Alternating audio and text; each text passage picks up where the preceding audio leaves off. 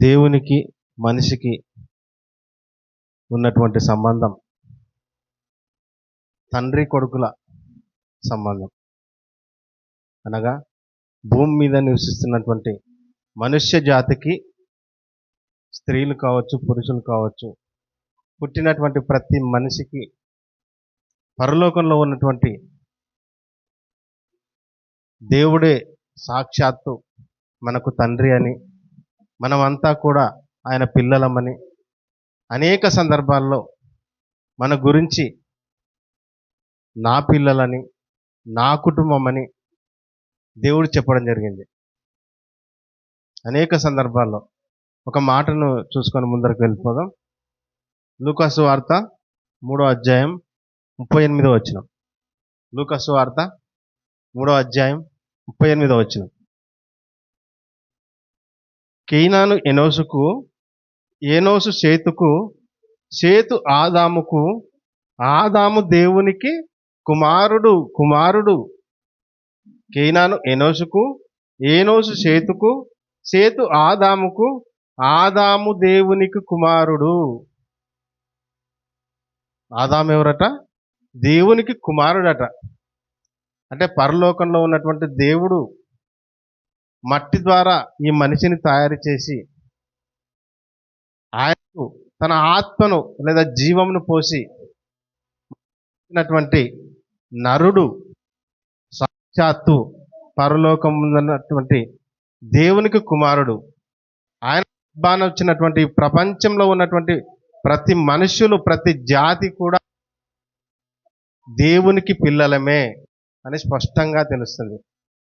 భూమి మీద తల్లిదండ్రులు పిల్లల ఏ విధంగా శ్రద్ధగా, పిల్లల పోషణ పట్ల ఏ విధంగా జాగ్రత్తగా మరి పోషించి సంరక్షిస్తారో, అదేవిధంగా దేవుడు కూడా తన పిల్లల పట్ల అంతే శ్రద్ధ కలిగి ఉన్నాడటంలో ఎలాంటి సందేహం లేదు. భూమి మీద జీవిస్తున్నటువంటి కాలంలో మన కష్టార్జితంతో ఒక గృహాన్ని నిర్మించుకున్నప్పుడు చాలా సంతోషపడతాం.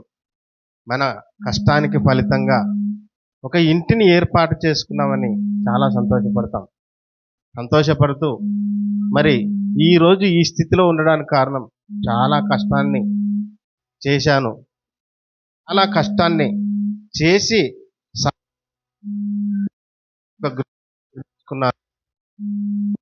సంతోషపడుతూ తాను చేసినటువంటి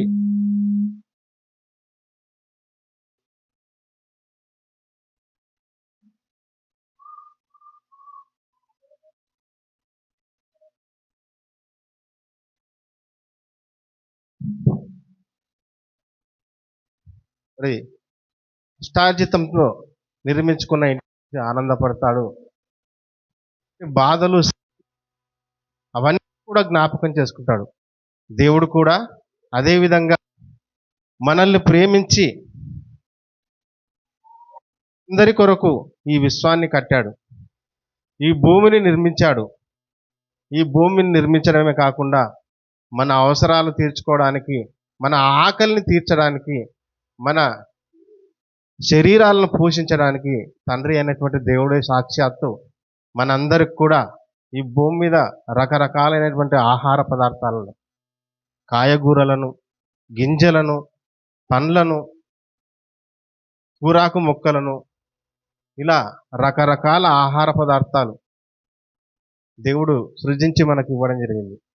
ఒకసారి ఆలోచిస్తే ఒక మనిషి సుమారుగా రోజుకొక 1/2 కేజీ బియ్యం తింటాడనుకుంటే సుమారుగా నెలకు ఒక 15 కిలోల వరకు అవుతుంది. 20 కేజీలు వేసుకుంటే ఒక సంవత్సరానికి దగ్గర 2 క్వింటాల బియ్యం తింటాడు మనిషి. 60 ఏళ్ళు 70 ఏళ్ళు అంటే సుమారుగా 200 క్వింటాలు 300 క్వింటాలు ఒక మనిషి బియ్యం తినేస్తాడు. ఒక మనిషి గురించి చెప్తున్నా. అంటే ఈ భూమి మీద ఉన్నటువంటి, ఈ ప్రపంచంలో ఉన్నటువంటి అనేక జాతులు, కోటాను కోట్ల మంది గురించి ఆలోచించి ఒకరికి కాకుండా భూమి మీద తన పిల్లలైనటువంటి వారు భవిష్యత్తులో మరి ఎంతో కోటాను కోట్లుగా వస్తారని తెలిసి దేవుడు ప్రపంచంలో మరి ప్రతి చోట ఆహారాన్ని పుట్టించేటువంటి ఆ స్వభావాన్ని, ఆ లక్షణాన్ని మరి మట్టిలో ఉంచాడు. ఒక మొక్క వేస్తే దాని నుంచి జీవం వల్ల మరలా అది పెరిగి మనకు ఆహారంగా గింజలను, ఫలాలను, కూరాకు మొక్కలను ఇచ్చి వాటన్నీ మరి మనిషి కోసం బలైపోతున్నాయి, మనల్ని బ్రతికిస్తున్నాయి. ప్రతి దాంట్లో మరి జీవం పెట్టాడు దేవుడు. అంటే మనిషి పట్ల దేవునికి ఉన్నటువంటి శ్రద్ధ అది. అలాగే మరి ఇవన్నీ దేవుడు చేశాడు కదా, మరి మేమేం చేయాలి? ఏం చేయాలి మనం ఇవన్నీ చేస్తే? దేవుడు మన నుంచి కోరుకుంటున్నది మనకు ఆహారం ఇచ్చినందుకు మరలా తిరిగి దేవునికి ఆహారం ఇవ్వాలని కాదు. పండిచ్చినందుకు దేవునికి మరలా ఇవ్వాలని కాదు. కాయ ఇచ్చినందుకు మరలా దేవునికి తిరిగి ఇవ్వాలని కాదు. ఇవన్నీ తినాలి, ఇవన్నీ అనుభవించాలి. అనుభవిస్తూ దేవుడు మన నుంచి కోరుకున్నది ఆయనకు కృతజ్ఞత కలిగి జీవించాలి, ఆయనకు లోబడి జీవించాలి అని దేవుడు కోరుకున్నాడు. ఇవన్నీ కూడా మనకు ఇచ్చేస్తూ ఆయన మనల నుంచి ఆశించినటువంటిది ఏంటంటే ఆయనకు కృతజ్ఞులుగా జీవించాలి, ఆయనకు విధేయులుగా జీవించాలి, ఆయన్ను మహిమపరిచేటువంటి పిల్లలుగా మనం బ్రతకాలని దేవుడు కోరుకున్నాడు. అందుకే తిమోతి పత్రికలో మరి పౌలు గారు రాస్తూ, మొదటి తిమోతి పత్రిక 4వ అధ్యాయం 4వ వచనం. మొదటి తిమోతి పత్రిక 4వ అధ్యాయం 4వ వచనం. దేవుడు సృజించిన ప్రతి వస్తువును మంచిది, కృతజ్ఞతాస్తుతులు చెల్లించి పుచ్చుకొనిన ఎడల ఏదియు నిషేధింపదగినది కాదు. చాలు. దేవుడట సృజించిన ప్రతి వస్తువు మంచిది, ప్రతిదీ మంచిది మంచిది మంచిదిగానే దేవుడు సృష్టించాడు. మనం అనుకోవచ్చు కొన్ని కూరగాయలు మంచివి కాదని అంటారు. అది నీ రోగాన్ని బట్టి మంచిది కాకపోవచ్చు, కానీ అది ఇంకొక దానికి పనిచేస్తుంది. ఈరోజు మాదక ద్రవ్యాల పేరుతో డ్రగ్స్ తయారు చేసుకుంటున్నారు, మందు తయారు చేసుకుంటున్నారు. అంటే మనిషి తన ఆలోచనలు దేవునికి వ్యతిరేకంగా ఆలోచించి ఏదో రకరకాలైనటువంటి మత్తు పదార్థాలను కలిపి మరి మద్యంను తయారు చేసుకుంటున్నాడు. మరి దేవుడు చేయమని చెప్పలేదు. అదేవిధంగా ఒక పొగాకు ఉంది. పొగాకు దేవుడు ఎందుకు ఇచ్చాడని ఆలోచిస్తే ఎందుకో దేవుడు ఇచ్చాడు. అది వేరే రోగాలకు పనిచేస్తుంది. అది శాస్త్రవేత్తలు కనుగొనాలి. దేవుని తప్పు పట్టడానికి వీలు లేదు. దేవుడు సృష్టించిన ప్రతి వస్తువు కూడా మంచిది మంచిది మంచిది కాబట్టి చేశాడు. హానికరమైనదైతే దేవుడు చెయ్యడు. మీరు బాగా అలసిపోయి మరి ఒక ప్రాంతం నుంచి వెళ్తుంటే బాగా దప్పికయింది, ఒక ఇంటికి వెళ్తే నీళ్ళు ఇస్తారు. నీళ్ళు ఇస్తే వాళ్ళకు కృతజ్ఞతగా మనం ఏం చేస్తాం? థ్యాంక్స్ అండి, చాలా థ్యాంక్స్ నీళ్ళు ఇచ్చినందుకంటాం. అంటే వారి యొక్క మంచితనాన్ని గుర్తించి మనం వారికి కృతజ్ఞతలు చెప్పడం జరుగుతుంది. అదేవిధంగా మీరు కూడా ఎవరికైనా సహాయం చేసినప్పుడు వాళ్ళు మనకు కృతజ్ఞతలు చెల్లించడం జరుగుతుంది. వాళ్ళు ఆ కృతజ్ఞత చెల్లించడం వల్ల మనం కూడా సంతోషపడతాం. అదేవిధంగా పరలోకం ఉన్నటువంటి దేవుడు కూడా కృతజ్ఞత కలిగి ఉండాలి నా పిల్లలను కోరుకున్నాడు, విధేయులుగా ఉండాలని కోరుకున్నాడు. ప్రతి వస్తువును మంచిది, కృతజ్ఞతాస్తుతులు చెల్లించమన్నాడు పౌలు గారు. దేవుడు ఇచ్చినటువంటి ప్రతి వస్తువు మంచిది. ఆ మంచి వస్తువులను గురించి దాన్ని అనుభవిస్తున్న ప్రతిసారి దేవుని జ్ఞాపకం చేసుకొని కృతజ్ఞతాస్తుతులు చెల్లించాలి. మనము తెలుస్తున్నామా? ప్రతి విషయం పట్ల దేవుని కృతజ్ఞతాస్తుతులు చెల్లించాలి. మనకు ఇచ్చిన ఆహారాన్ని బట్టి కృతజ్ఞతలు చెల్లించాలి. మనకి ఇచ్చిన ప్రతి దాన్ని బట్టి దేవుని జ్ఞాపకం చేసుకొని దేవునికి లోబడి కృతజ్ఞతలు చెల్లించి బ్రతకాలి. నీకు ఎవరైతే మరి థ్యాంక్స్ చెప్తారో, నువ్వు ఏ విధంగా అయితే సంతోషిస్తావో, పరలోకం ముందున్నటువంటి దేవుడు కూడా నువ్వు కృతజ్ఞతలు చెల్లిస్తే నా పిల్లలు నిజంగా మర్చిపోలేదని చాలా సంతోషపడతాడు. అందుకే దావీదు గారు కూడా ఒక అధ్యాయం అంతా రాస్తూ కీర్తనల గ్రంథం 136 కీర్తన 1 నుంచి 5 వరకు చదవండి.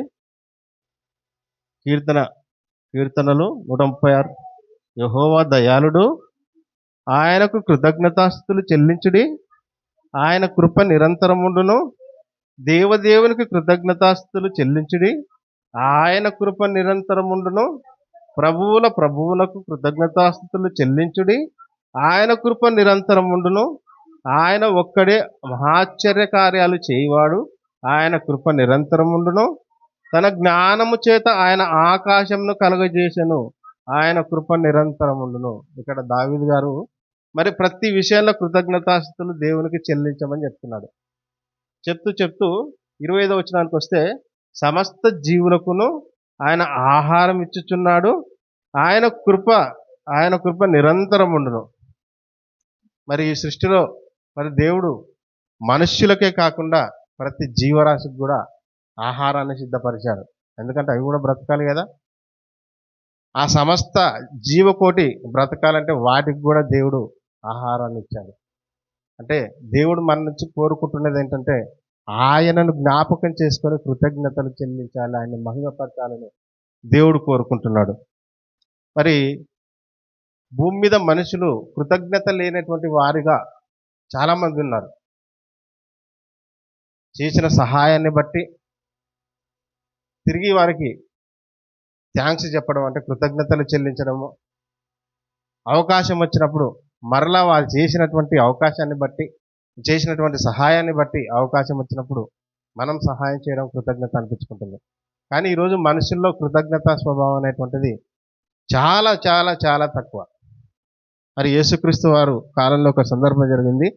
లూకా సువార్త 17వ అధ్యాయం 11వ వచనం. లూకా సువార్త 17వ అధ్యాయం 11వ వచనం నుండి.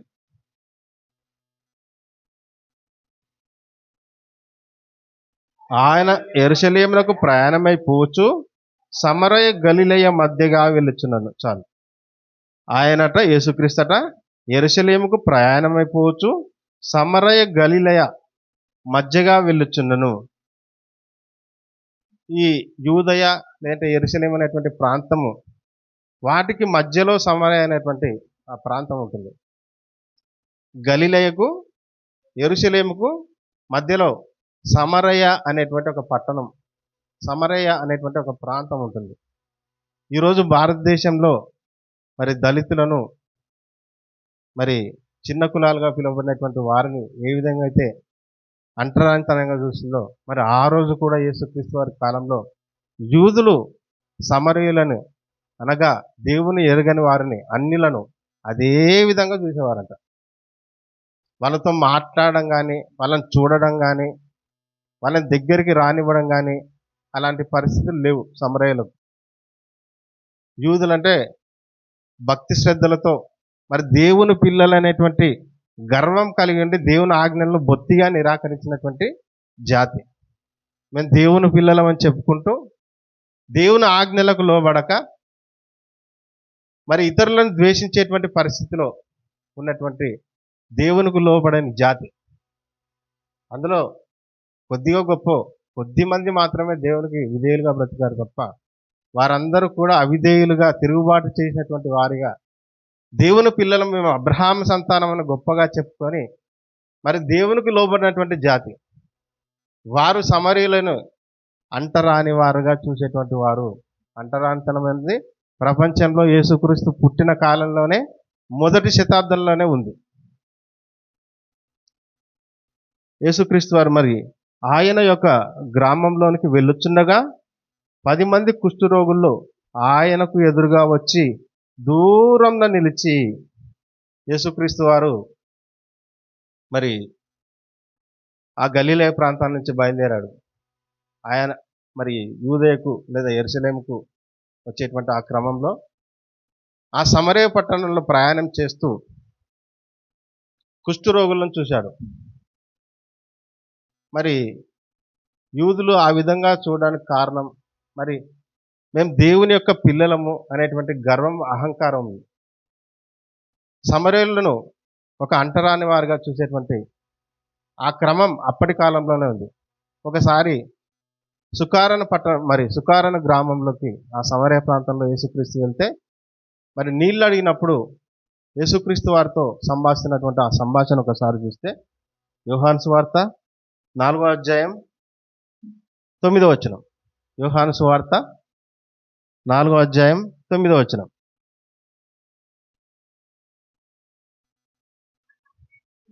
ఆ సమరయ స్త్రీ, యూదుడవైన నీవు సమరయ స్త్రీనైన నన్ను దాహంన కిమ్మని ఎలాగూ అడుగుచున్నావని ఆయనతో చెప్పాను. ఆమె ఆశ్చర్యపడుతుంది. ఏమంటే, మీరు ఒక యూదుడు కదా, మీరు యూదులు కదా అంటే, యూదులంటే వారి యొక్క వేషధారణ, వారి యొక్క జుట్టు, వారి యొక్క అలంకరణ చూసి యూదులని ఇట్లే గ్రహిస్తారు. మరి యేసుక్రీస్తు మరి సుకారాను గ్రామానికి వచ్చినప్పుడు మరి ఆవిడ అంటుంది, మీరు యూదులు కదా ప్రభువా, మరి మేము నీకు నీళ్ళు ఇవ్వడం ఏంటి, నేను నీకు దాహం తీర్చడం ఏంటి, అసలు మీరు యూదులు మమ్మల్ని ముట్టుకోవడానికే ఇష్టపడరు, మాతో మాట్లాడడానికి ఇష్టపడరు, మరి మాతో సహవాసం చేయడానికి ఇష్టపడరు, దగ్గరికి తీసుకోవడానికే మరి ఇష్టపడరు కదా, మీరు నన్ను నీళ్ళు అడుగుతున్నారేంటి అనేటువంటి ఆశ్చర్యాన్ని వ్యక్తం చేసింది. అంటే సమరయుల యొక్క పరిస్థితి ఆ విధంగా ఉందన్నమాట.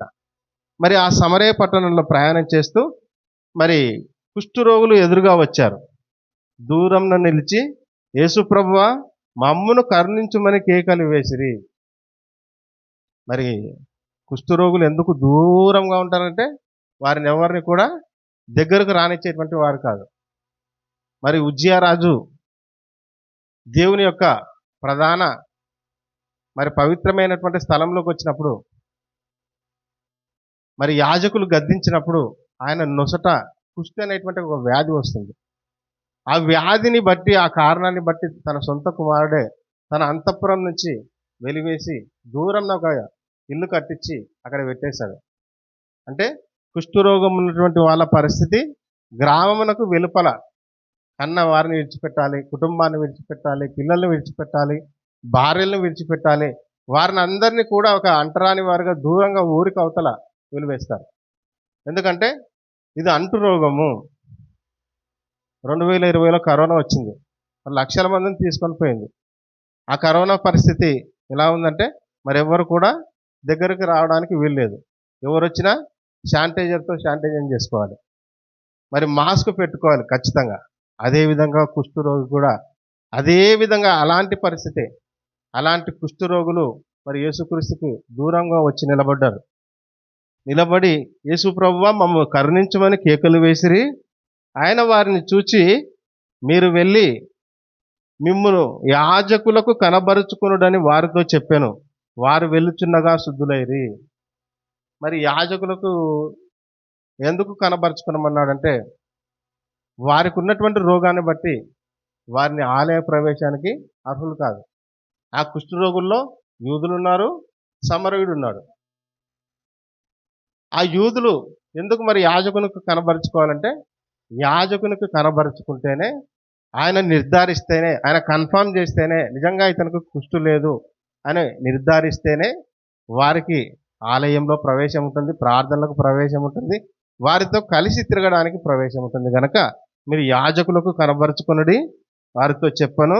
వారు వెళ్ళుచుండగా శుద్ధులైరి. వారిలో ఒకడు తనకు స్వస్థ కలుగుట చూచి గొప్ప శబ్దంతో దేవుని మహిమపరచుచు తిరిగి వచ్చి ఆయనకు కృతజ్ఞతాస్తులు చెల్లించి ఆయన పాదంలో ఎద్దు సాగిలపడెను. వాడు సమరయుడు. ఆయన ఒక సమరయుడు. మరి కుష్ఠరోగులు మరి చాలామంది, 9 మంది 10 మంది ఉన్నారు. వారిలో 9 మంది యేసుక్రీస్తు చేసినటువంటి ఆ స్వస్థతను బట్టి, ఆ కార్యాన్ని బట్టి ఆయనకు కృతజ్ఞతలు చెల్లించకుండా వెళ్ళిపోయారు. ఆయన చేసినటువంటి సహాయాన్ని బట్టి ఆయనకు కృతజ్ఞతలు చెల్లించకుండా వెళ్ళిపోయారు. నిజంగా ఎన్నో సంవత్సరాలుగా బాధపడుతున్నటువంటి ఆ వ్యాధి గురించి ఆలోచిస్తే, మరి వాళ్ళందరూ శుద్ధులైన తర్వాత ఎంతో ఆనందంతో వెళ్ళిపోయారు. కనీసం ఒక గ్లాసు మంచినీళ్ళు ఇస్తేనే మనం కృతజ్ఞతలు చెప్తామే. మరి ఎన్నో సంవత్సరాలుగా శరీరంతో బాధపడుతున్నటువంటి ఆ వ్యాధిని బట్టి శుద్ధులై మరి యేసుక్రీస్తు ద్వారా శుద్ధపరచబడిన తర్వాత, స్వస్థపరచబడిన తర్వాత కనీసం ఆయనకు కృతజ్ఞతలు కూడా చెల్లించలేదు. ఎవరో ఒక సమరయుడు, ఒక అంటరాని వాడు, యూదుల చేత బహిష్కరింపబడినటువంటి వాడు, యూదుల చేత నిరాకరించబడినటువంటి అతను యేసుక్రీస్తుకు వచ్చి కృతజ్ఞతలు చెల్లించడం జరిగింది. సమరయుడు అంటే ఈయనలో ఉన్నటువంటి భక్తి, ఈయనలో ఉన్నటువంటి ఆసక్తి, ఒక సమరయుల్లో ఉన్నటువంటి ఆ కృతజ్ఞతా భావం, దేవుని పిల్లలమని చెప్పుకుంటూ ఉన్నటువంటి వారికి లేకపోవడం యేసుక్రీస్తు వారిలో చూశాడు. ఒక సమరయుల్లో ఆ కృతజ్ఞతా భావం చూశాడు. ఈరోజు మనుషులందరూ కూడా అలాగే ఉన్నారు. చేసిన సహాయాన్ని బట్టి కృతజ్ఞతలు చెప్పరు కదా. అవకాశం వస్తే సహాయం ఎవ్వరు కూడా చేయరు. ఒకరికొకరు మోసపుచ్చుకుంటూ వారు చేసినటువంటి సహాయాన్ని మర్చిపోయి తిరిగి వారికి కీడు చేసేటువంటి వారు ఎందరో కూడా ఉన్నారు. మరి వాడు సమరయుడు, అందుకు యేసు 10 మంది శుద్ధులైరి కారా, ఆ 9 ఎక్కడ ఈ అన్యుడు తప్ప దేవుని మహిమపరచుటకు తిరిగి వచ్చిన వాడు ఎవడును అగపడలేదా అని చెప్పి, నువ్వు లేచి పొమ్ము, నీ విశ్వాసం నిన్ను స్వస్థతపరచనని వానితో చెప్పాను. ఆ 9 మంది యేసుక్రీస్తుకు కృతజ్ఞతలు చెల్లించలేదు, దేవుణ్ణి మహిమపరచలేదు. ఆ అంటరాని వాడుగా ఉన్నటువంటి ఆ సమరయుడు మాత్రమే దేవునికి కృతజ్ఞతలు చెల్లించాడు. యేసుక్రీస్తు వద్ద ఆయన పాదముల యొద్ద సాగిలపడి నమస్కరించాడు. అదే దేవుడు మన నుంచి కోరుకుంటున్నది.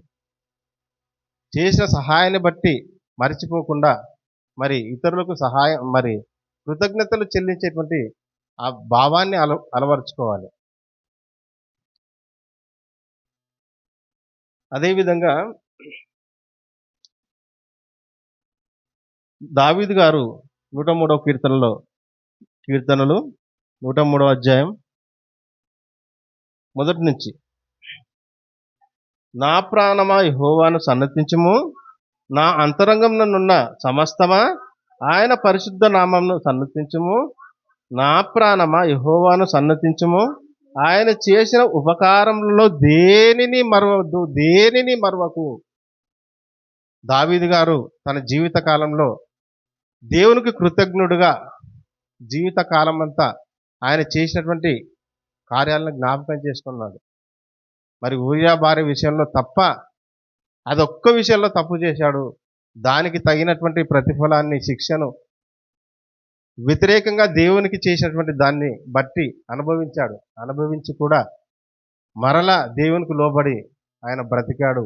ఆయన బ్రతికినంత కాలం దేవుణ్ణి మర్చిపోకుండా బ్రతికాడు.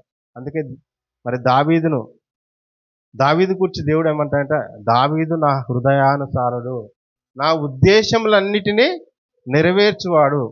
ఇప్పటికీ కూడా యూదుల్లో మరి దావీదును చాలా గొప్పగా మాట్లాడుకుంటారు.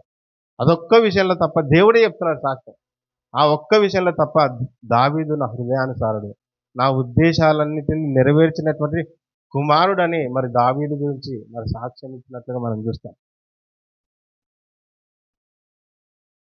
మరి బైబిల్లో కూడా కృతజ్ఞతా భావం కలిగి మరి కృతజ్ఞత లేనటువంటి వారు ఎందరో ఉన్నారు. చేసిన సహాయాన్ని బట్టి కృతజ్ఞత లేకుండా జీవించినటువంటి ఎందరో మరి వ్యక్తులు గురించి మనం ఆలోచిస్తే, యాకోబుకు తన మేనమామ అయినటువంటి లాబాను మరి యాకోబుకు మోసం చేయడం జరిగింది. లాబాను ఆ పరిస్థితిలో ఉన్నట్టు దానికి కారణం యాకోబు. ఆయనకున్నటువంటి యావదాస్తి అభివృద్ధి చెందడం కారణం యాకోబును బట్టి లాబాను మంచిగా ఉన్నాడు. మరి ఆయన దగ్గర పనిచేసేటప్పుడు ఎన్నోసార్లు నమ్మకంగా, నీతిగా, నిజాయితీగా యాకోబు పనిచేస్తే మరి ఆయనకే వెన్నుపోటు పొడిచి ఆయనకే మోసం చేసేటువంటి ఎన్నో సందర్భాలు బైబిల్లో కనపడతాయి. ఆదికాండం 31వ అధ్యాయం 6 నుంచి 7 వరకు ఒకసారి చదవండి. ఆదికాండం 31వ అధ్యాయం 6 నుంచి 7 వరకు.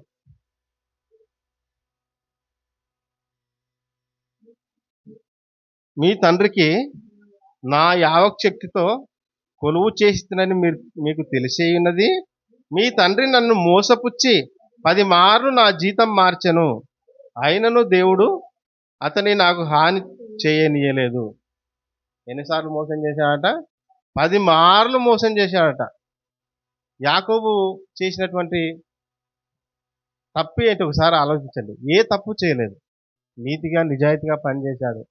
అయినప్పటికీ కూడా మరి రాహేలు విషయంలో భార్యగా చేసుకోవాలనుకుంటే మోసం చేసి తన పెద్ద కూతుర్నిస్తాడు. మరలా రాహేలు కొరకు మరలా ఒక 7 ఏండ్లు మళ్ళా కొలువు చేస్తాడు. అంటే ప్రతిసారి కూడా మోసం చేసేటువంటి స్వభావం లాబానుకు ఉంది. కనుక ఇలాంటి వ్యక్తులు ఎంతోమంది ఉన్నారు. అదేవిధంగా ఇంకొక సందర్భాన్ని చూస్తే ఆదికాండం 40వ అధ్యాయం 14వ వచనం నుంచి. ఆదికాండం 4వ అధ్యాయం 14. మరి ఒక్క నిమిషం. ఈ సందర్భం ఏంటంటే యోసేపు గారు మరి ఒక ఖైదీగా ఉన్నటువంటి ఆ సందర్భంలో ఆ రాజు దగ్గర పనిచేసేటువంటి భక్ష్యకారుడు, పానదాయకుడు అనేటువంటి 2 వ్యక్తులను మరి యోసేపు ఉన్నటువంటి ఆ గదిలోనికి పంపించడం జరుగుతుంది. పంపించినప్పుడు జరిగేటువంటి ఆ సందర్భం ఇది. 40వ అధ్యాయం 14వ వచనం. కాబట్టి నీకు క్షేమం కలిగినప్పుడు నన్ను జ్ఞాపకం చేసుకొని నా యందు కరుణించి ఫరోతో నన్ను గూర్చి మాట్లాడి ఈ ఇంటిలో నుండి నన్ను బయటకు రప్పించుము చాలు. కాబట్టి నీకు క్షేమం కలిగినప్పుడు నన్ను జ్ఞాపకం చేసుకొని నా యందు కరుణించి ఫరోతో నన్ను గూర్చి మాట్లాడి ఈ ఇంటిలో నుంచి నన్ను బయటకు రప్పింపుము. వారిద్దరు జైల్లో ఉన్నప్పుడు వారికి ఒక కల వస్తుంది.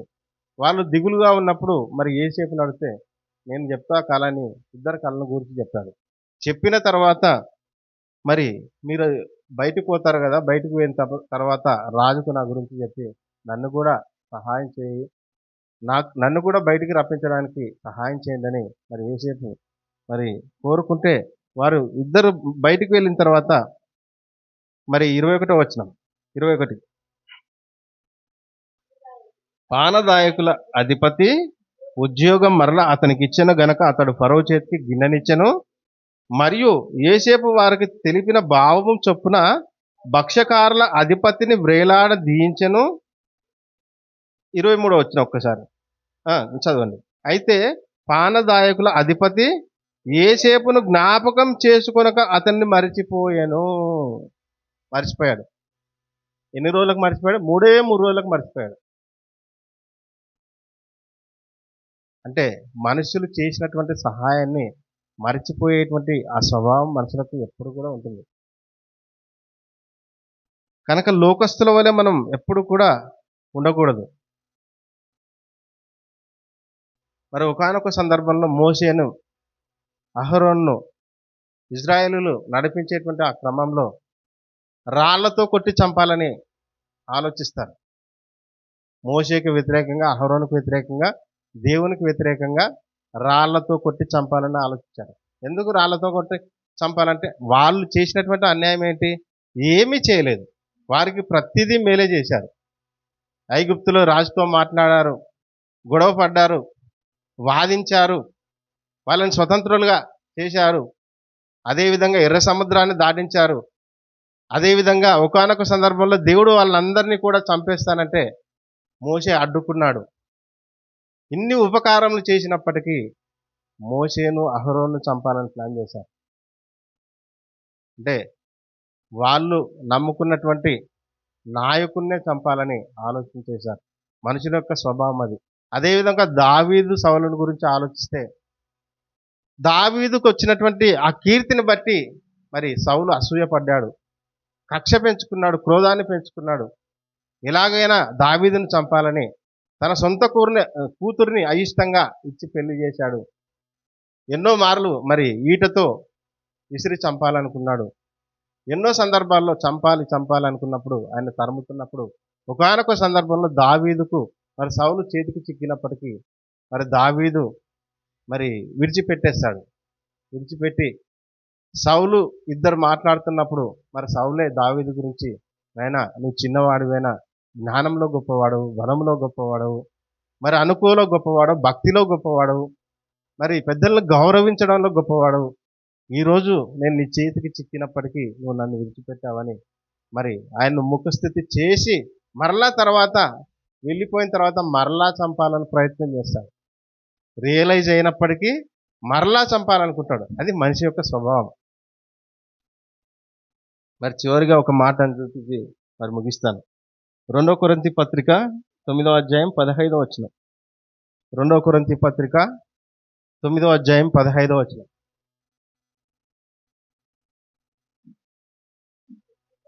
చెప్పసఖ్యము కాని ఆయన వరమును గూర్చి దేవునికి స్తోత్రము. చాలు. చెప్పసఖ్యము కాని ఆయన వరం.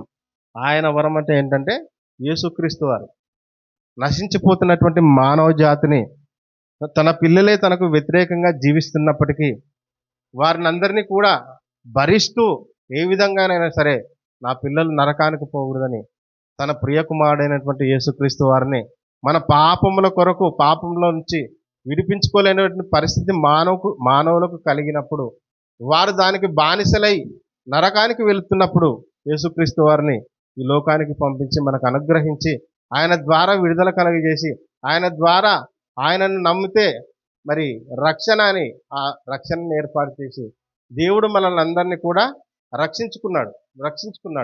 మరి ఉపకారం చేశాడు. అంటే మన దేవుని యొక్క ప్రేమను బట్టి ఆయన సృష్టిలో దాన్ని సృష్టించి వీటన్నిటిని మీకు ఇచ్చి మరి వీటన్నిటిని మీరు అనుభవించి నాకు విధేయులుగా బ్రతకాలి అనేటువంటి దేవుని యొక్క ఆలోచనలో మరి అదేవిధంగా నా పిల్లలందరూ కూడా మరి పాపంలో పడిపోయారు, నశించిపోతున్నారని యేసుక్రీస్తుని మనకు వరంగా ఇచ్చి మనల్ని అందరినీ రక్షించడానికి దేవుడు ఆలోచన చేశాడు. దేవుడు చేసినటువంటి ఉపకారములను బట్టి దేవుణ్ణి మహిమపరచాలి, దేవునికి కృతజ్ఞత కలిగి ఉండాలి.